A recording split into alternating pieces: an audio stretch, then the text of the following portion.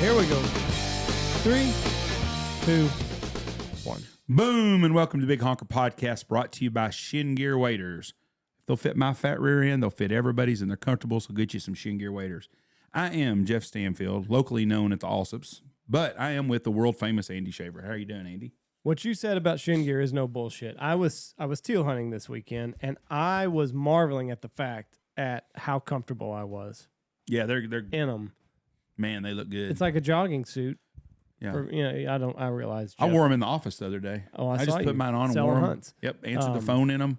I realize you're probably not wearing a whole lot of jogging suits, but if you were to, I imagine that's what these would feel like. First of all, asshole, how many jogging suits have you worn lately? Honestly, when's the last time you jogged? You're going to call me out. So when is the last time you freaking jogged? Well, I jog in the nude, so I don't wear jogging suits. Well, you ain't got to worry about hurting yourself, flopping nothing around there. So no, this is you got true. white boy problems. This is true. Pull my back out, swinging this thing around. Yeah, that's going to happen. We are doing a great podcast today. We've started off on the wrong way here. Okay, ladies and gentlemen, with us today, we're going to talk about a really special time that we're fixing to have here at the lodge. Mr. Joe Wesner. Joe, how are you doing, sir? I'm good. How are you? Good. I just got done opening up a big box care package from Lucky Duck with spinners and caps and shirts and stuff. So it is wonderful. And this is all for Gold Star kids. Awesome. So what we're doing the last weekend in September at the lodge, we are doing a hunt for Gold Star kids who've lost their mom or their dad fighting for our freedom. And it's going to be the first annual, and we're going to do this every year. And we're going to get into you in just a minute. I'm going to talk about all the sponsors that we've had. Lucky Duck, Dive Bomb, Mossberg, Boss, Stanfield Hunting Outfitters, Cedar Ridge Aviation, and D&D. Ducks Unlimited. No, Ducks Unlimited. I was not done yet, but I'm glad you did say that. Yes, Ducks Unlimited, D&D Whitetails, and Pacific Game Calls, Looking Glass Duck Club. I know I'm forgetting somebody, and that's what's sad. You probably are. And I'm not doing it on purpose. You're just being a dick. Boss, Pacific. Maybe have things written down. I've got them written down. I just don't have them with me. Yeah. Anyways, these are all sponsors of our podcast, and they're all helping to reach out for these young men. Mossberg is donating 20-gauge shotguns to all the kids, which I think is wonderful. So anyways, Joe, you take the floor now. Tell us about these kids and what we're going to be, what all's going on. Oh man, I'm so excited for these sponsors. We also have a few that I'll quick mention before we get into it. Vortex, we get they're giving a little goodie bag to everybody. Burn Pit Barbecue, they are donating some rub, wild game seasoning rub. We have Freebird Coffee is donating some coffee for everybody. Dirty Duck Coffee on our end too. That's what I thought about. Oh, yeah, awesome. Dirty Duck too. Awesome. These little shits are gonna be wired up. We're gonna caffeine. We're gonna shoot some caffeine in their ass and send them on home. And then we also have Forget Genetics. It's a deer mineral that they're going to be donating some stuff. He actually, I'm a buddy of mine. I served with him. He's a fellow Purple Heart recipient. He started up a Forget Genetics, it's called. He's going to be donating for some stuff also. So we're excited for all this. Everyone that's stepping up and really helping out. It's just amazing. I can't believe it. I've had numerous people ask me about if they did monetary donations to this, and I don't want to get anything off in the weeds or do anything. Is there a way that that we can get people to donate money to pay for these parents and these kids airplane tickets if they want to? So they're all driving. Okay. The ones I have they're all driving in. They're all Texas residents. But what we could do is put aside whatever people donate that we could put in towards hunting licenses. Because I told all the parents that we'd reimburse them for those licenses. So they're going to get them before they come, bring their receipt, and I was going to cut them all a check. Well, we can cover that. We can get that put covered. That's not a problem at all on the licenses, and we can pay for their gas money to get here. Wow. Okay. Yeah. I mean, we can, people want to donate, financially, we can just make a little, account, if you will, or just put it aside and say, this is how much it's going to be for that. And then, we'll figure out a way and what we need to use it on. Has this fallen together a little bit easier than some of the things that you've done in the past? Because on our end, it has seemed like everybody has been, not only willing, but eager to help. Yes and no. Sponsor wise, absolutely. People want to do stuff more for kids than they do veterans, unfortunately. But I understand it. I mean, I get it. But finding the kids and getting them to commit, that's the hardest part. I mean, we're struggling with that. Getting emails back and forth with the moms, and usually we post something, it's filled right away with the vets that want to go. We were reaching out to people trying to like, hey, we knew Gold Star families were, do you want to send your kids? And it's been harder to fill. Just because it's kids and they're kind of non-committal and busy. I'm guessing they're busy. Yeah. That's what about next year? If we can raise the money. I want people to send us $2,500. I'm telling you right now, I sound like Jerry Lewis telephone here. If you're listening to this, I want you to get a hold of me, Andy, Joe, or somebody, and I want you to pledge some money to get these kids here. And I want to raise $2,500 to give each parent $400 or $500 that got their kid here for their cost. Do you think if we do that for next year, I shouldn't have any problem raising $10,000 if we got enough people to give money to fly kids from other parts of the country? Do you think that would make it easier on getting these kids here? I think so. And I also think after we do this first one, people will see that, all right, these guys went all out and this is what could happen for next year. And they're going to be more willing to come out, I think. A lot of events that we do yearly, we get a bigger turnout every year just because people, they know what to expect now. Well, we're gonna here's kind of the itinerary that we looked at. On Friday, the kids are going to get here, and we're going to dove hunt Friday afternoon. We'll have dinner that night, present them their shotguns that night. Then on Saturday morning, we're going to get up, and any kid that wants to go shoot a deer, D&D whitetails, and Garrett Durrett, a good friend of ours here in town, they've got a high fence ranch, and they're going to let them shoot some cull bucks. I'm sure each kid can shoot a buck. A cull buck will be a nice buck, and they're going to let them do that Saturday morning. Have lunch Saturday at the lodge. Saturday afternoon, we can do a dove hunt again. The kids can also do a helicopter hog hunt that Saturday afternoon. And I think what we do is we don't tell the kids about the helicopter hog hunt other than if they listen to this on the deal, and let it be a surprise when the helicopters land at the lodge on Saturday, and they let them go up shoot some pigs Saturday. Right. And then if we have time Saturday evening, we'll dove hunt Saturday afternoon if we need to. And then Sunday morning we can dove hunt with them, and they can be gone after breakfast in their dove hunt and present them with all their stuff. Friday night, we've got tons of goodie bags. DU sent me goodie bags. There's going to be so much stuff. He said Vortex has got goodie bags for them and stuff. And the kids, I don't want to highlight the whole time that these kids have lost their dad or their mom. I don't want to do that because I want it to be a happy time for them and a good deal. But I also want them to realize how much people give a crap and care about them and their future, and that I want to highlight also, or not highlight, I don't know if that's a word. I want to bring attention to people that once that soldier comes back home and they put him in the ground and they give him a 21 gun salute and there's a flag on his coffin, that his family has got to go on and live. And, there's more to that than just the end of that funeral and checking on someone twice in the next year after someone passes away, and that be the end of it. These kids' right. Dad played the ultimate sacrifice for us. And the least we can do is to help raise these kids and to get them introduced to things that will make their life better. And that's in my opinion on that deal, which is not much of an opinion, but that's kind of the way I think.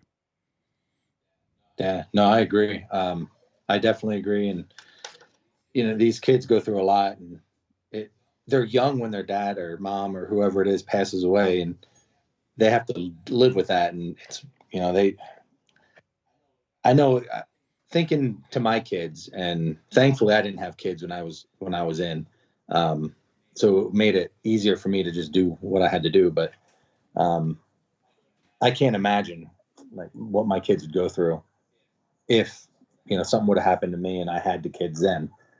So do you think that guys, you didn't have kids whenever you served, but do you think that guys that do have kids, do you think it's hard sometimes for them to go out on a mission knowing that they have something to lose? Because a lot of guys go into the armed forces at 18, 19 and they don't have a family, and then life starts to happen and they put a few kids on the ground, and then they get a wife at home. And I'm sure guys that are later in their career, they start thinking about the things that they could lose. Oh, absolutely. And I mean, I've seen it. I've seen the difference in guys when we went on deployment before they had a kid, and then we went on deployment again after they had a kid, and you can see the change in them. And oh, absolutely, yeah. Just not as eager to bust open that door, or not as eager to go out on that mission, or just. And I mean, I get it. There's times, just hunting, and you kind of have a scary moment, or a gun goes off that you're not expecting it, and it didn't bother you too much when you were 20, 21, 22, but then you start having things to lose, and you're like, fuck, man, that could have been bad. Like that gun could have gone sideways. And I could be not here now. Yeah. I mean, hunting wise, for me personally, like, again, I didn't have kids when I deployed, but now I have 2 little kids, and I don't go in tree stands without a harness. And like, I'm very leery, I guess it would be called, about what I do now out in the field, just because I'm thinking about my kids now more than before. I would just climb a tree. I didn't care. I was like, yeah, let's just sit on this limb. It's about to break off, but whatever. Right. Now I'm like, no, I'll sit in the ground. But on the same token, if you're worried about getting hurt, isn't that kind of the time that something bad might happen, when you're not just free to react? Usually it is. Because you're thinking more of home than you are of what's going on in front of you. So that, and it can definitely be a, what's the word I want? I just drew a blank on the word I wanted to use. Distraction, hindrance. Distraction, yeah, all those, yeah, absolutely. Yeah, I mean, and that's kind of one of those things. You need all of your senses. You need everything at the highest level that it'll ever get to, so that you can make it home safe. And then, like you said, if you're thinking about home all the time, well, you're liable to miss something. Yeah, 100%. It's crazy. Life is so precious. It's a razor's edge life, though. I mean, and that razor just shrinks quite a bit whenever you're at war. Yeah. Oh, yeah. Ron told me a good thing. He said, just driving down the road, you're 3 feet one way or the other from life or death. Every time you pass a car, you're 3 feet from your life being totally different. I don't know who invented the 1-lane 2-way highway. I mean, when cars were going 20 miles an hour, 15 miles an hour, it wasn't such a big deal. Wasn't a bad deal. But you think about that, at 75 miles an hour, somebody reach up and grab your phone, and that's it. And you hear it all every day. You look at the news and someone has a head-on collision somewhere, and 99% of the time, I'm betting you someone got distracted by a cell phone. I mean, we had them a long time ago, but they were pretty rare. Usually a drunk. Well, and I mean, think about, like, we're mobile civilization now. So how many people are just having breakfast in a car, or drinking their latte, or eating a cheeseburger while they're driving? So, I mean, there's tons of distractions. It ain't just a cell phone anymore. Like, when you look at everything. No, but you hear a lot of people live out of their car. Right, but you hear about it during the day a lot. And a long time ago, that wasn't that common. It was very rare to have a head-on collision a long time ago, because people paid 10 and 2 and they paid attention. Nowadays, we got more distraction. Back then, the only distraction you had was radio. Right. I mean, that was it. Yeah. And you don't have to look at it. You can listen to it. So, Joe, when will you be at the lodge? Are you going to come in a day early, or are you going to come in that Friday also? I'll probably be there Friday. I'm driving from Ohio, so I'm going to be, I plan on leaving Thursday morning. It's like 18 hours or something like that. So I'm going to drive part way, get a hotel somewhere, and then drive the rest. So I'll be in early on Thursday or Friday. Well, where are you at in Ohio? Mansfield. I don't know where that is. About central Ohio, hour north. And you don't even know where central Ohio is. Now listen, Jeff and I, we did Minneapolis in 14 hours all through the night, so it's possible. But we had to. You can break it up. Where at in Ohio are you? Mansfield. How far are you from Columbus, you said? An hour north. You're an hour north. I made it home from Cleveland to Knox City one day. I left Cleveland like at 10 in the morning. I got Knox City about midnight, 1 o'clock. That was during the COVID deal, though. There wasn't nobody on the roads. Yeah. Cops didn't want to pull anybody over. I like the cops wouldn't even pull nobody over. Might have that. Yeah. Might have the vid. And I didn't have a mask on, so if they saw me speeding by, I thought, that son of a bitch ain't got a mask in his car. I saw a dude wearing a mask in his car today. I was like, what the hell in Knox City? What are you doing? By himself. I thought, God almighty. Some strangers ride in your car last night and just leave it at the house, and you don't know if it's got the shit in there or what. It's a strange time. Strange so, time. This has been a really neat process of asking the people to help, and I've had nobody turn us down at all. But you said with the veterans, it's harder with the veterans than it is. And I'm going to throw in, I'm going to tell you why I think that is. There are 4,614 veteran organizations trying to get something out of somebody every day. There's nobody doing a Gold Star kid hunt that I'm aware of. I'm sure there are some somewhere else. But I get hit on all the time by veteran organizations. And I'm like, listen, I appreciate everything you're doing, but there's only so many dollars you can give away as a company before I'm needing to ask for somebody to help me. And there are a ton of veteran organizations out there. And the sad thing is 90% of them are legit, but those 10% of them burn people, and it makes people, it burns people and turns them off forever. Yes. Yep. And that's like we said in the last time I was on, I don't ask for things because I have a hard time asking for things, I guess. Because I know there's, like you said, there's those organizations out there that give everyone else a bad name. So I just, we speak for, our actions speak for us, and when people see what we're doing, we get people wanting to donate and wanting to help us, which, that's how we run. And we've been pretty successful with it. So I'm pretty happy with it. Well, and everybody has a soft spot for kids too. So, whenever you say, hey, we're getting kids out there, everybody just falls over themselves to. That's why I've had people reach out to me about money. I'm like, let me find out. And I said, I'll know about that tomorrow. But anybody that wants to donate some money, get a hold of me, Joe, or Andy, and let you know what you want to do. And all donations will be appreciative. And I just think we cut that money up, whatever they send to us this year, and we give it to all the parents that drove here to cover their expenses for their driving and to bring their child on that. And I'm betting you that after this year, we can get enough money to fly kids in from here from other places. I'll bet we all have a waiting list of kids wanting to be on here. That'd be amazing. That would be a wonderful, wonderful thing. Now, who all's coming on this? Is it kids and parents? Is it kids and kids and people that served with their parents? So as of right now, and that I'll go back to that. So as of right now, we have 4 kids. We had just had two kids that just backed out around midnight last night. They sent me a message, and I got it this morning.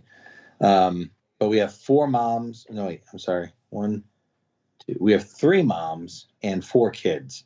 The kids are 14, 15, 11, and 10 that are coming out. Then we had the other 2, like I said, that just backed out. So we have some emails out and some text messages out to different people trying to fill those 2. Hopefully we'll hear something the next couple of days. How do you find these people? How do you find these kids? Is that tricky or do you kind of have a running list that, okay, potentially yes, maybe no?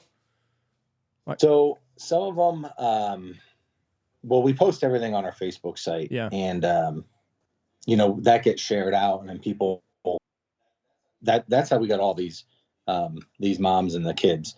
They all, I guess, they heard from us on the Facebook site, but people sharing it to different groups.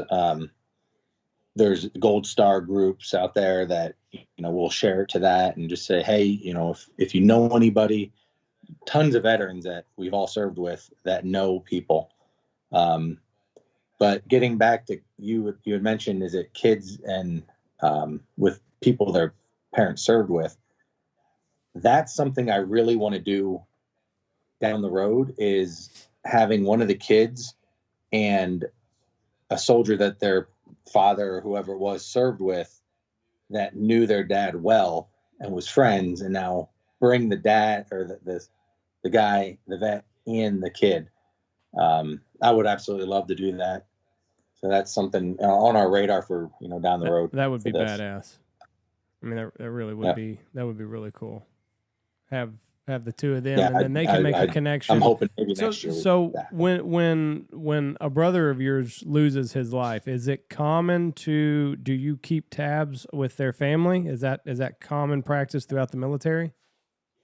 Yes, for the most part. And I mean, I was in touch with a bunch of my friends, their families, and through the years you just kind of lose touch, right, as you do with everyone else. And that falls on me, that falls on everyone. But I take a lot of credit or responsibility for that, because I get caught up in my own life, and I had my kids, and then I just kind of go my own way, and I try to touch base with them here and there, and they got remarried, they have kids again, they have new kids with their new partner. People go their own way. Life goes on. That's exactly right, and that's sad, but that's the way it is. And I've always said many times, if Michelle got hit by a bus, I'd try to move on with my life later on in life, and I would want her to do the same.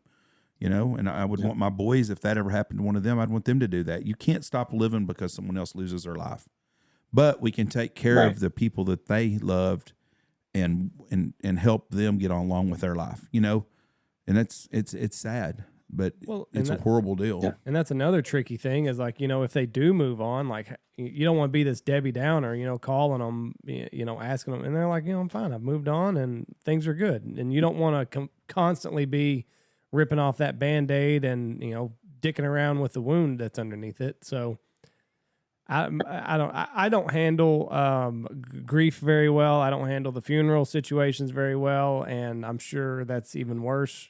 Somebody that has, that was taken too soon. A lot of these kids, people were young when they passed away. So anybody that can do a job like you do, my hat's off to you. Because I'm awkward. I can't do these things. Yeah, it's going to be a hard weekend, I guess. It's going to be. I'm going to bawl like a baby.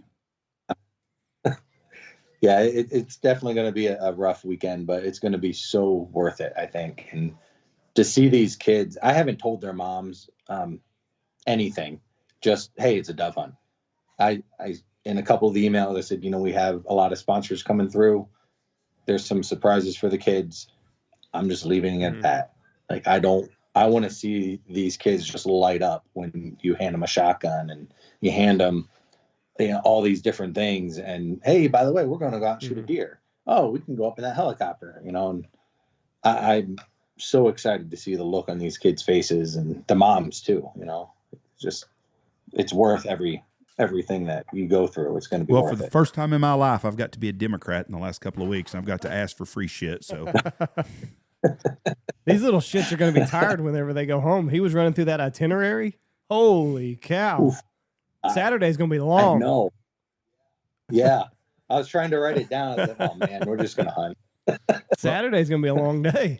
I can't wait for these kids to see the look on their faces. I hate the fact that I'm going to bawl in front of people, but what a special time to get a give back to show a little bit. And there ain't nothing we can do to actually show the appreciation that we have for these kids and their families and what their moms or dads went through. But man, just it's neat to be able to do something nice for people, especially in the world we live in today. Yep.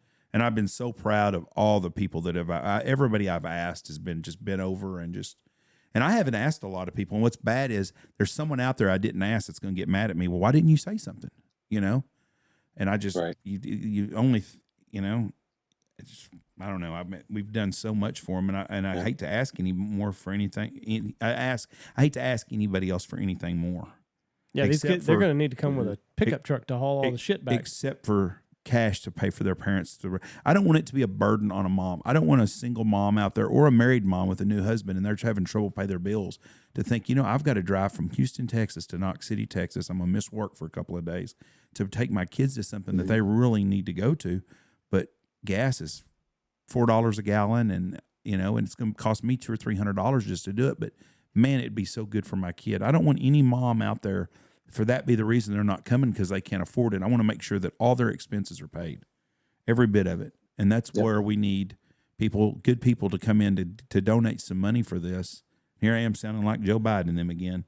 But everybody needs to do their share. But if everybody will help on that end, that will make this a lot easier. And then next year we can expand it out of Texas because a Gold Star kid is a Gold Star kid no matter where he's at. And we want to help those kids.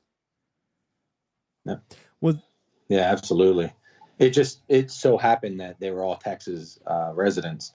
I know one of the moms is actually coming in a little late on Friday because she couldn't get off work to get there by 2, but she said she should be there by like 7. Dinner's at dark, and she just take off work. The dinner's at dark, so that will be fine. And I want to give all the kids their guns that first night if we can. We can give them some guns to use that day, and then at nighttime present them with their shotguns, and because the kids won't know they're getting guns till that night, and they're gonna get their own gun. Thank you, Mossberg, for that. Yeah, absolutely. Wow. Was this 9/11 felt weird on my end, and I don't know if it was because last year was the 20th, but this year I don't remember seeing much of anything on the news about 9/11. It's because the Queen died. Oh, that might have been. No, yeah, she covered it up. Yeah, I have my own. You know what, Joe? As we're getting along in life further and further away from that day, more and more people are thinking the same thing that you're thinking because I have a pretty good idea. I know what you're thinking. And I think more and more Americans are starting to believe that same thing. And I think that's why it's also not on the airwaves is they don't want to bring as much light to it as before. Yeah. Sorry, my son, talking about kids, my son just showed up. He wants to put his little costume on. That's all right. So, what are we dressing as? He has his little army costume. There you go, buddy. There you go. This is Hello, Zach. How old's Zach? He is 3. He will be 4 in November. You bringing him up? No, I wish. Why don't you?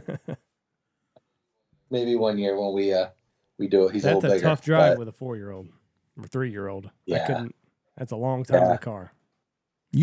Oh yeah. No, he's my little hunter. He's my hunting buddy. Well, you sure bring him up one day. We'd sure like to have him up here. We'll bring you one day, buddy. How about it? High five. Kids are the greatest gift in the world. Most expensive pets in the world too, but the greatest gift. Yeah. So absolutely. I just now got what you were saying about the 9/11 thing. Yeah, that's why it's getting to be more and more people think that there was some fugazi shit going on there around. A lot of fugazi shit going on, and more and more. And I think isn't that sad to say? I mean, it's a sad thought that even has to get cropped up in your head. It's going to be just like John F. Kennedy. When John F. Kennedy first got assassinated, America mourned. 2 years later, people are thinking, stuff just sounds like LBJ's got some shit on his face. And the more and more we find out, and now 90% of the people think that our own government took out John F. Kennedy. And I think as we get another 10 years down on 9/11, it's going to be the same thing. There's too much shit going on, and we're starting to see more light. And you know what's sad is not sad, but this is the truth. Social media is the reason this shit's finally getting out. The deep state, if it wasn't for social media, they'd have us all on lockdown right now. The whole country would be. The whole world would be. But social media prevents that. What's gotten out on social media? It's just more and more people can talk, and you can get the stories out to people. Makes people start listening more. You couldn't do that before. There wasn't a way of doing that. If it wasn't on the 3 channels, you didn't get it. You didn't hear about it in the newspaper. See, but I kind of think that social media, there's too much white noise on social media, and it's hard to sift through what is reality and what somebody wants you to believe. But there wouldn't have been any of that if it wasn't for social media. None. White noise? There wouldn't be. You don't want white noise. No, there wouldn't be anything out there on the other side if it wasn't for social media. It would just be what you got on ABC, NBC, Bingo. CBS. But Joe, I think that's got a lot to do with it. I think a lot of people in America are starting to see through a bunch of bullshit and starting to realize that we have been used as the American citizen and especially the U.S. soldier have been pawns by people that do nothing in the world but steal money from us every single freaking fucking day, and it pisses me off. I both sides. It's not just a one side deal. I listen to Amy Klobuchar, which I cannot stand that woman. Her voice makes me want to fucking throw up. She's from Minnesota, their senator, talking about how great it is for us to everything we're doing from Ukraine.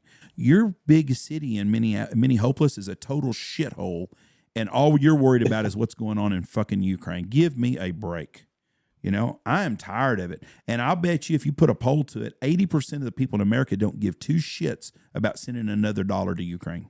If their president's got time to go on the Emmys and the Grammys and talk shows and shit, it ain't a very bad fucking war. It ain't a bad war. No. Mm-mm. No, they, that whole Ukraine thing, I think is it's money laundering. I think Ukraine are in this together to help cover up their Biden's little. It's money laundering, is what it is. Well, yeah, exactly. And everybody knows it. Yeah. Everybody knows it. It's the same with 9/11 now. More and more of that stuff's getting out, and more people are opening their ears and their eyes and are like, whoa. But what did Rumsfeld say on September 10th? $2.3 trillion was missing from. Yep. And then all of a sudden we blew up that building right there at the Pentagon with an airplane that there wasn't a piece found of. Except for the ID of Muhammad or whoever it was. Yeah. And that's the kind of crud that our country is sick of. And it pisses me off that we've used people like you as pawns to go over there and fight and die and get hurt to cover up some rich, pompous blue blood's ass from the fucking East Coast. It makes me madder than hell. And people in America are getting fed up with it. But I will say this, September 13th, 2001, 21 years ago, was the most patriotic time I've ever seen in our country. I have an American flag in my yard on my block. I don't know if anybody else on my block has a flag up still, but we still have one. We've had one continuous fly, and I don't know that we didn't have one before September 11th. I don't know, though. But we've had one, I know, since then, every day in our flag. But everybody on my block had an American flag. And everywhere you went, you've seen American flags. Bumper stickers. Everything. Cars. And you don't see it anymore, and it makes me mad. We got a farmer plowing here right now, and he's got an American flag on every tractor, and the kid that works for him is a Mexican citizen, and he's got a U.S. flag and a Mexican flag. And you know what? I don't have a problem with that because that's where that guy's from. And he's proud to be from Mexico, and he should be. But it makes me, and as long as he's here legally, and he is. But it makes me feel. It makes me feel good that he's got the U.S. flag flying too. It does. Yep. So, anyways, that's my rant and rave on this nice podcast we were doing about the kids. Don't take long for me to get sidetracked. I promise you, I'm not going to do that around them kids, though. No. I mean, and that's, I don't know. It's such a mind bender of a thing to wrap your head around. You know, if this did happen, and I don't know, it's just bad. It's something that we need the truth on, and I wish that the powers that be would. They're never going to let us know. I want to go over the list of sponsors again because I want to make sure I don't forget anybody. Yeah. Boss Shot Shells, Dive Bomb Industries, Pacific Calls, Shin Gear Waders, Lucky Duck, Looking Glass Duck Club podcast and Hunt Club, Dirty Duck Coffee, and Ducks Unlimited is who on my end is donating something. And there's a couple more on my list of our regulars. If I called them, they would. And I've democrated enough of that probably. Where are you going after this one, Joe? I don't have my calendar on me. I had to move from my office. So actually, I'm driving to Texas for your hunt, and then I'm leaving from Texas. I'm driving straight up to Wisconsin, and that's just a friend's hunt. It's a vet hunt, but it's just for friends, like me and a couple buddies. We just happen to be all vets. We're hunting the Mississippi River up in Wisconsin. Then after that, we have a UVA trip actually the weekend that I'll be there, we have a veteran trip here in Ohio. It's the Veterans Weekend. So we're sending 6 veterans on a hunt here on Lake Erie, on the 1st, October 1st. But personally, the next one I go to will be in I want to say the second weekend in November, we have an all-female veteran hunt up in Michigan on Saginaw Bay. Cool. And we're going to send 4 female vets out. We do that every year, just females. We found that a lot of girls won't apply for these hunts because they're I guess they're intimidated. Some of them are intimidated by having guys there with them. They just don't feel comfortable or whatever. So we decided to do an all-female one, and we had such good turnout last year and all kinds of praise on it, I guess, if you will. And the girls were so happy that because so out of the 4 that we sent last year, 3 of them never hunted ducks before. And out of those 3, 2 of them never hunted, period. Right. And they said they wouldn't have applied had it not been for only having females on long. And they're hooked. They are all hooked right now. They've all been calling as soon as they left the hunt last year. They're calling us and, what gun do you think we should get? What about waders? What about this? What about that? Now that's all they're doing is they're posting all their duck hunting pictures, which I absolutely love it. So we've got a group of 6 or 8 ladies that come here every year that we're all veterans together, all served. And awesome. Probably the roughest bunch of gals are probably the roughest bunch of people that any of my guides have all year long. They don't cut any slack or shit to anybody. That's awesome. It's yeah, we have a lot coming up. I can understand that on their end though, like especially like women that have never hunted before, because you got this guy and he's a bit of a jackass, and men are dickheads anyway, especially like you around the hunting camp, and their way's the best way, and so I can understand a woman not feeling comfortable, especially like if she were to go with a bunch of seasoned guys. We just lost Joe. No, you're good. You're probably getting a phone call. Yep, we're here. Yeah, I got a phone call. All right, I think I'm good. I can understand. I could get their hesitation on not wanting to go on a hunt with a bunch of other guys. Yeah. I mean. Yeah, and I get it too, and that's why we decided let's do an all-female one. We'll see how it goes last year, and it was just overwhelmingly good. So we decided let's do this every year, and yeah. How do they cohabitate when they're overseas? I was infantry, so we didn't have females in with us, so we were only guys. But there's units that, they're mixed. They'll have male and female. They'll have separate rooms. They're supposed to have separate rooms, I should say. You never know what they're going to do. But, yeah. But they keep them separated as much as they can. And, you go out on patrols together, but you come back and you have your own. What happens if there is commingling? Are there repercussions? Is there consequences? There can be, yeah, depending on who does what to who. Yeah, I mean, usually it's the married guys or hitting on the women, or vice versa. The women they're married and hitting on the guys. Actually, that happens more than you think.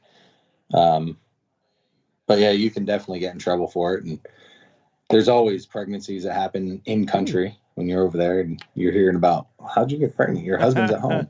But, yeah, that's tough. Well, I was before we came. I don't think so. Yeah, I had a guy in court one time that had been in prison locked up for a long time, and he brought in his new wife, girlfriend, and she was bubbling over pregnant, probably 6 or 7 months long. And I'm like, didn't you just get locked up? Yeah. How pregnant is she? 7 months. I said, you were locked up till about a month ago. I can do the math. I don't need your help. I said, okay, buddy. Just trying to point out the obvious here that's not your child. Is that a one-way ticket home if a female gets pregnant when she's served on tour? Yeah, she's gone. And then what happens to her from there? It's not good at home if she's got a husband. Well, right, yeah. Usually you're getting rung up pretty good. So, thankfully I never had to deal with it because we didn't have females in our unit. Right. So that would be a lot of distraction. Plus, I watched that 13 Hours, and the woman CIA agent there, she puts on undue stress on the other people because you got to watch at her different, because if they just catch a guy, they caught a guy. If they got a lady, there's no telling what they're going to do to her. And so it just makes a whole lot more. It changes the stress and danger level so much with females over there. And I'm not trying to be anti-female at all, because I'm not that way. Listen, if you think you can do it, if you can do the job, then by gosh, you have every right to do it. But that's, to me, is not a good situation to have women in that situation, I guess is what I'm trying to say. Yeah. No, I agree. It definitely caused, when we did have females come out with us on patrols, it definitely caused us more headaches in it. Yes. Than we'd have without them. Because now that's a whole nother thing. We got to take care of them, and we got to make sure that they're, they got the bathroom facilities that they need. They have the hygiene stuff they need. And I'm like, well, this isn't what we do, but that's a whole long story that we could go into for Were hours. they telling you, if you took a wrong turn, were they just horrible to be on patrol with and ride with? Like, did you have to hear, oh, you should have turned right there. I told you. I've been telling you for a mile. Right? That's where you needed to turn. No. But it puts the guys in danger too, because we have this protector mentality, and none more than a soldier. And if a guy feels like a woman is in danger, he's gonna risk his life more so than he probably would if it was just another guy. But and that's sad to say too, but it's just the way that we're wired as humans. Yeah, 100%. That's another thing we had issues with. If we did have we didn't have many females come out with us, but that was another risk that we had to have. So, yeah, that's a whole other podcast we could get into. not with the kid sitting there underneath your wing. Well, yeah. Getting tired. When did they start allowing women to serve overseas? That's relatively new, isn't it? Probably Desert Storm. Was that the first one? They've been overseas since World War I. Overseas, they've always been deployed. But serving infantry units, that was just like in combat arms. That was just recent. And by recent, it's probably been close to 10 years now. I'm guessing, well, maybe not that long. But during World War I and World War II, there were women that served in the nurses and all that stuff. They were there all the time. No, I mean like in combat. Probably did. I'm guessing Desert Storm. Well, when was G.I. Jane? What was G.I. Jane around? Desert Storm. I bet that's probably the first one. That's probably when it all started in the 80s, probably at Desert Storm, late 80s, early 90s. But I don't think in Vietnam they had women in combat. They had nurses in combat in Vietnam. Yes, but not actually like on the battlefield. So like you would see a regular. Well, probably not patrol. I don't know. I mean, probably not patrolling or anything like that. But I know we've had females on patrols. So I mean, it's common now, but back then it wasn't. Yeah. And I think in the Korean War, even if you watch MASH, it's a show, they had women that were behind the lines doing at medical facilities. So they were there, but not. I think in combat, it probably will. You got a handheld computer in your phone called an iPhone. I'm trying to look it up. Probably going to tell you Desert Storm. But I'm getting like mixed things, because technically Harriet Tubman and Mary Walker served in the Civil War as spies, and they dressed as men. Well, true. Okay. So I mean, I'm getting the Revolutionary War. If you watch Turn, they used women spies too. I mean, there's been women, but to serve actually in a uniform fighting, I'm going to bet it was going to be Desert Storm. I'm not getting any good answers. First of all, in Vietnam and in the Korean War and in World War II and everywhere before then, we weren't politically correct, so you'd hurt somebody's feelings. So it had to be during Desert Storm. And like their definition of combat is different. So yeah, I'm gonna bet Desert Storm. Trust me, somebody out there will correct us and let us know. And that's fine, because I'm not finding it as quickly as I want to, and I don't want to spend this whole podcast looking up this answer. But that's what I'm gonna. Oh my goodness, the Trojan War! Give me a break. God, I hate YouTube, or I hate Wikipedia. So, hey Joe, did everything work out on here the way you thought it was going to? As far as the everything coming together? Everything coming together? Oh, absolutely. More so than what I was expecting. I mean, to be honest, way more than I was expecting. This is amazing. Like, I'm floored by everything that's come together and all the extras and, the deer, the hog, that's just unreal. Well, I am really, Yeah. really proud that Garrett and Dustin at Cedar Ridge and D&D Outfitters did this to help and put on with this. And they do a lot with the veteran. They do a veteran hog hunt in March or April every year. And so I was really proud. Okay. I knew they would help if they weren't booked up. I knew when I asked that they would help. So that was easy. That was like hitting a Democrat, hitting a donor up, a liberal Hollywood dude for some money, because you knew it was going to happen. I knew there was no doubt that they would help kids because they love kids and they do a lot to help. They're local guys here, so I really appreciate them for helping us so much. Okay, I've got some numbers finally. Okay. Vietnam, 7,000 women were served in Southeast Asia. In 76, the first women were admitted to America's service academies, the U.S. Military Academy and West Point Naval Academy. During the Persian Gulf War in 1991, more than 41,000 women deployed. So that would have been the first one where a big influx of women, because it went from 7,000 in Vietnam to 41,000 in Gulf War, and then Desert Storm, over 700,000 women. Oh, no, I'm sorry. 40,000 women that, and then today over 700,000 women have served since 9/11. Wow. So you're right. The Desert Storm, that's what Gulf War. was the first time, just because the way the In the world had 90s. changed by that. But I mean, the women that have served in our country from the Revolutionary War on, the Civil War, everything, every battle we've had, women have been a vital tool for us, especially in the medical field and all they've done to help. Well, even when you look at the history of World War II, they ran the factories while the guys were away, didn't they? Yes, my grandma was Rosie the Riveter. She built, was it B-17s in Wichita, Kansas, or whatever they built there, the Liberator, those airplanes. That's what she was, one of those ladies. But the women, if you look and you watch old documentary films and stuff, when you see the Allied forces, those ladies were in the bunkers doing secretary work and all kinds of stuff. There were women that were a part of a lot of those places that did a lot of things that were very brave. I mean, that there's women that had been that were in combat areas that weren't carrying a gun and stuff, but they were still right there helping do a lot of stuff. And, we wouldn't have won the war without them. Right. And especially the shit going back home. I think that we were pumping out a ship a day out of Maine. And I think their women were helping build ships back then.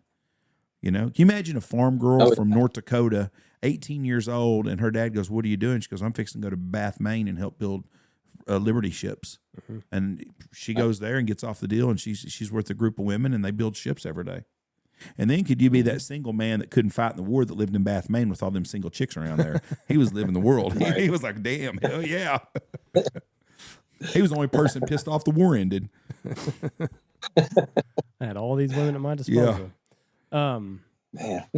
I've said this several times on the recent podcast, but I've been watching Game of Thrones, and there was a big battle scene, and it amazes me that anybody is still alive today. I mean, when you look at the amount of violence from the time that we were upright on this earth, the amount of wars and just your everyday, we were wild animals 500 years ago, 600 years ago, 1,000 years ago. It is amazing to me that we have not killed everybody on this entire planet. Right. I mean, seriously. Yeah. Just when you look at infection rate back in the day, the way that wars have been fought, I don't know how anybody got out of the Civil War. How about smallpox? How they found that out? I mean, you got to be a brave son of a bitch to inject yourself with smallpox because you think that it will help fight it off. Right. I mean, not just wars, but just the disease, just everything that we. I cannot believe that we're still here. Yeah. Yep. COVID. I don't know how we're still alive from COVID. How did that not kill us all? I had that some bitch 3 times and I survived. I don't understand. I had it twice. And 100 years from now, there won't be very many people left here because all this gay sex. It's hard to have babies during gay sex. Yeah. You got to get a surrogate, maybe. Yeah, well, men can get pregnant. We're going to find out real quick that he can't. And then just how the Dark Ages, whenever, like, let's say you did need your leg amputated, They were just going to use the same saw that they used on the 7 people that they did before you. And then they were just going to use that same thing throughout the day and maybe give it a little washing. But did you know that? And there's no anesthesia. There was no, bite this towel. It's here, bite this pillow. Yeah, bite it. There was a black doctor that's one of the first people to come out that they needed to clean the saws and stuff. That's ridiculous. Blah blah blah. Right. And he ended up dying of infection because they wouldn't do that for him, and begged him to sterilize it. We've got to kill these germs, and they didn't believe that there was germs. Well, the first person the guy that found the germs, they put him in an insane asylum. He said, he said like there are little tiny organisms that we can't see with our naked eye, and he was working and he was delivering babies. And he noticed that if you had to have a C-section, you were going to die. Like it was just a death sentence. And I guess he put the tools underneath a microscope and he found that there were, in fact, germs on the tools that they were using. So he said probably the same thing. Like we got to start washing our instruments. And they locked him up in a padded room. They said there's no way that there's things that we can't see. George Washington died because he bled to death. They kept bleeding him. That was one of their answers for medicine back then. Yep, is they just cut you and let you bleed, and you'd bleed out. The bad part of your body would bleed out. Well, after he lost 3 quarts or 4 quarts of blood, he died. But they just kept bleeding him all day long. And the doctor that did it said 10 years later he realized that was a mistake and that was not good medicine practice. But we learned a lot. It says he died from a throat infection. Yeah, from being blood, though, is what he died from, is the bloodletting. It's just crazy to me. Yeah, he had strep throat. He would have lived. If they'd just left him throat, alone. They just kept cutting his fucking legs and letting him bleed out, Your throat hurt? Yeah, not as bad as my leg does now. They were bloodletting blisters. He had blisters, I guess, in his throat, and they were cutting those blisters open and letting them bleed. And that's how, my goodness. But that's what he died from, bleeding to death. Holy cow. Just had a sore throat. Yeah, just let it run its course. I'm sure he was running a fever. Good thing he didn't get ear infection. They'd cut his fucking ear off. Oh, my jeez. goodness. 2.5 years into his retirement. I did not know this. Yeah. This is fascinating stuff. Yeah, he died from blood. All that reading does is get you some education. 2 o'clock in the morning, he simply couldn't breathe. Yeah, it says his throat was so inflamed he couldn't get air in, and sent for them, and then they just start bleeding him. We're going to cut that swelling right out of you, Doc, out of President. Well, Joe, I know you're busy. You got to go pick your daughter up. I appreciate you being on here. We look forward to seeing you. Just whenever you want to get here, Thursday, Friday, let us know. We'll be here, open arms. Ricky Keller's going to be here, going to be filming everything. Going to be a great weekend, a very emotional weekend, but we are so proud to be a part of this, and we look forward to doing this every season. If you would like to contribute to help these families get these kids here, we're open for any donations you have. That money, 100% of that will be split up between the moms that show up here and them kids. Hey, every dime. One last thing before you go. Do you know how long these kids have been without their parent? Like, is that something that you're privy to? I don't know. A buddy of mine and I were talking about this, and it's hard to ask that kind of question. Right. So, we usually ask for proof of DD 214 for vets that served. How do you ask them? Well, can you show me the death certificate? Can you show me this? Yeah. So I looked them. They're all definitely Gold Star families. There's a Gold Star registry that I looked at just to make sure. But asking for that kind of stuff, I'm not comfortable doing it. I'm sure it'll come out when we're talking with them over the weekend, and but through an email or something like that, I didn't want to ask them, Yeah. No, so, I didn't know if there was if there was a way that, just with the research that you had done, if that's something that you had stumbled across. No, definitely. I would not want to ask something like that either. Yeah. But like I said, I just didn't know whenever you were kind of putting this whole thing together, if it was something that a number that you might have ran across or something like that. One other thing, I don't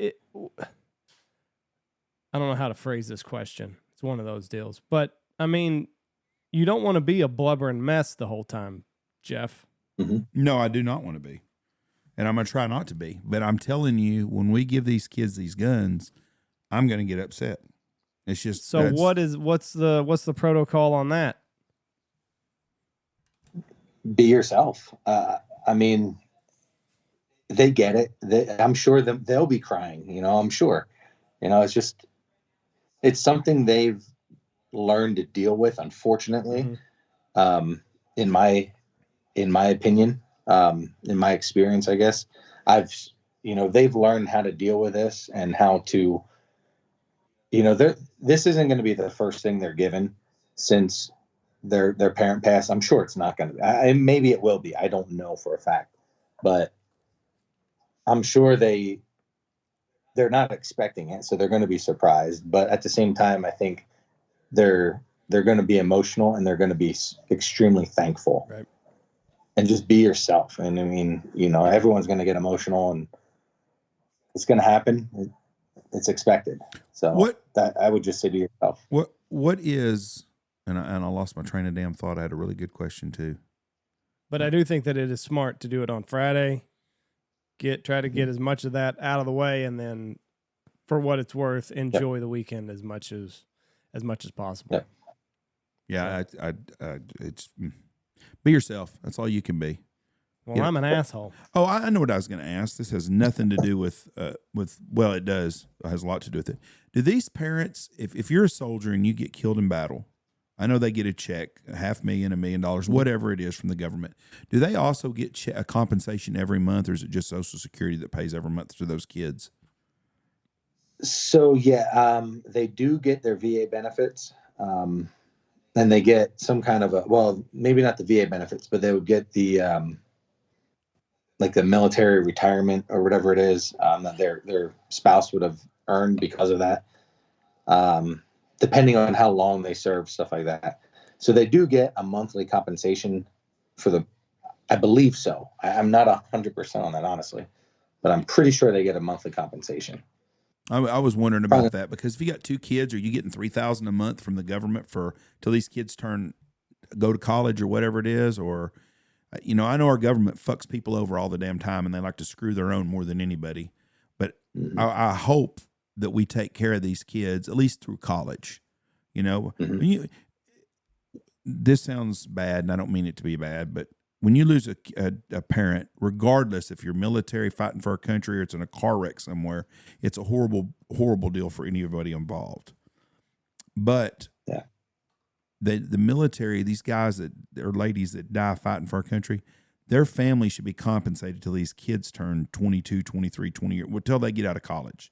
I firmly believe that. And it'd be nice for a politician to actually do something for our people instead of every fucking buddy else's. The Ukraine. I think they are, but don't hold me to that, because I haven't really researched a whole lot. But I think they are compensated monthly. I know they get their SGLI, their service group life insurance, and up to $1 million or whatever it is that they have. So they do get that money. I'm sure it's taxed. I'd imagine they tax it, but, which is a bunch of shit they shouldn't. Yeah. I don't know. They might not, but if you get I don't know if life insurance is taxed. I don't know if it is, but if you get, I don't know. If you get $1 million, a mom gets $1 million and she has 2 kids. If she puts that in the right money account, she's going to get 6 to 8% guaranteed back. So she should have $60,000 to $80,000 a year to live on, and that is a very livable amount of money. There's a whole lot of people listening to this that live on a lot less than $80,000 a year. If she knows how to take care of her money. But most of these people are going to be single moms now. Well, they're a single mom now, and they're going to be in their 20s probably. And they've never had no money their whole life. They lived on a soldier's payroll salary, which was not a lot. And now instead of going and buying new cars and nails and doing this and that and trying to buy the kids stuff, put it and do it with it smart. And that's a hard thing for people to realize. Yep. It says there some of the different policies could be taxed as far as life insurance goes. But I mean, hell, they tax everything else, so who knows? Right. All right, Joe, I know you got to go. We will see you in about 2 weeks. Enjoy. Yep. I'm assuming it's hot up there right now, isn't it? Actually, today's a little chilly. It was like 60 maybe. Oh, I saw where y'all are I'm supposed to be jealous. really hot for about the next week, though. We're supposed to cool down at the middle of next week and get rain again. So I'm ready for that. Okay. It's going to be hot. Yeah, hopefully, when you're here, it's going to be cooler and wet. So I hope it's that way. Yeah. Anyways, we appreciate you, bud. We look forward to All right. seeing you in person. Shake your hand. Thank you for all that you've done. God bless you, and see you in 2 weeks. Yes, sir. Thank you you. guys. I appreciate Uh-huh. it. Can't wait. Bye. And anybody that wants to donate for any of this stuff, get a hold of me, Andy, or Joe, and we can tell you how you can do it. But we appreciate it. 100% of the money will be given and split up between the parents that show up here and those kids to help pay for their trip here. That'll be good. So this is, you have an inheritance tax. So how is Life insurance is not inheritance.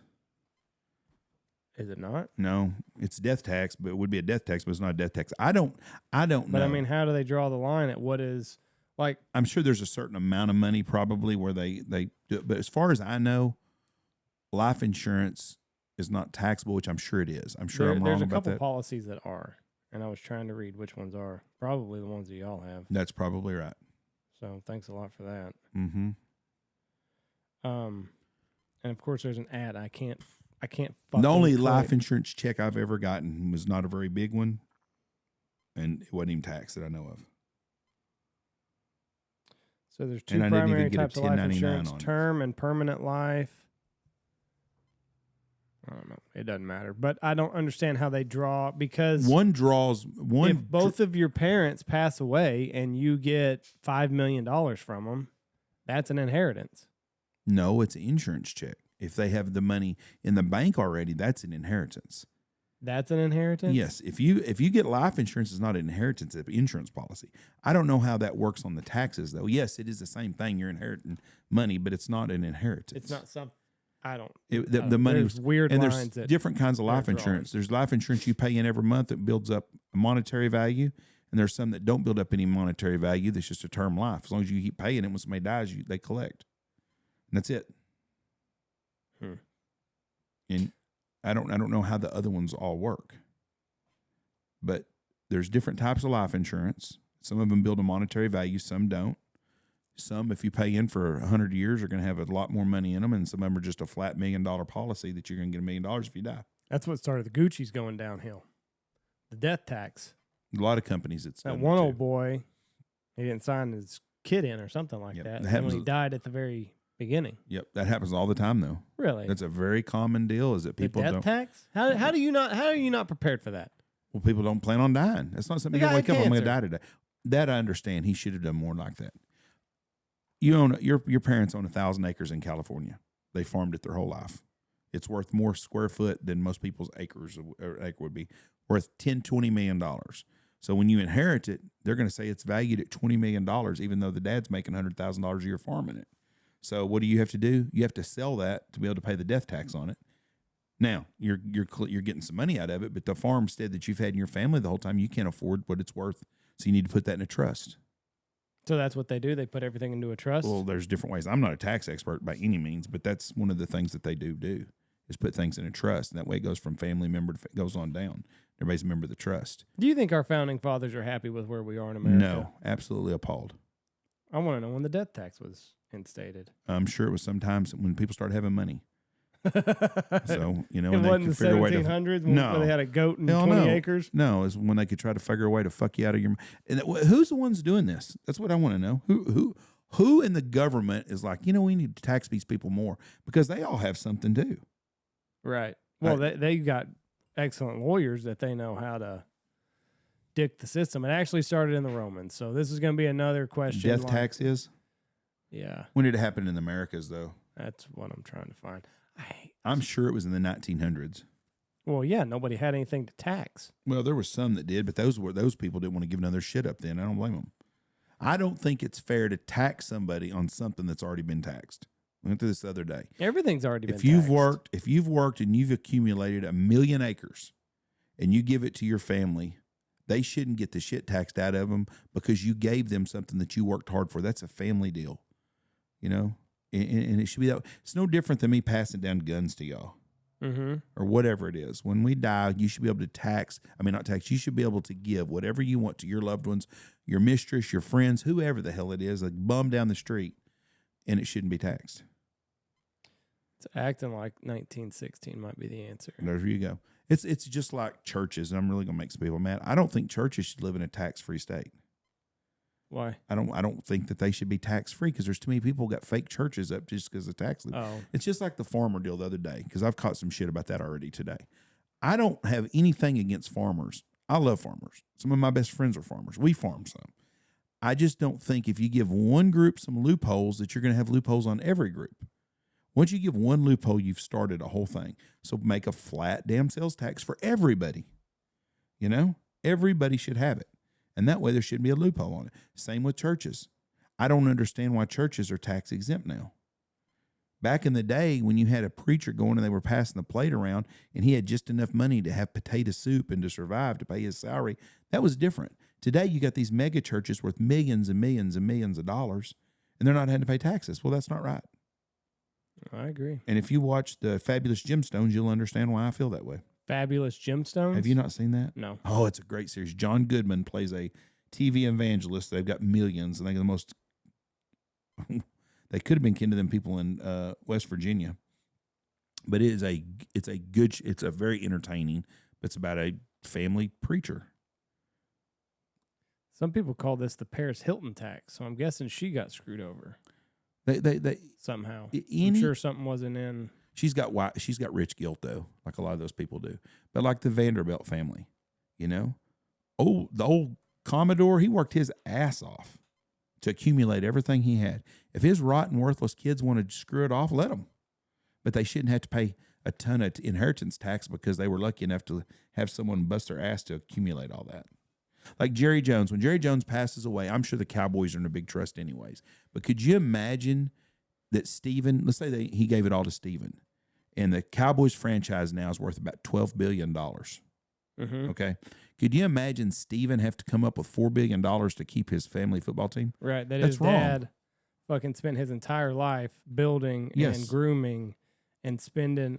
There's no telling how much he spent on that. I mean, obviously he's made out like a bandit, but there was a time when it probably wasn't profitable. He was a marketing genius. He just doubled down because he knew that someday he'd get to where he is. Well, he signed a deal with Nike. He signed a deal with Pepsi and Frito-Lay. He done a lot of things that the previous ownership didn't do.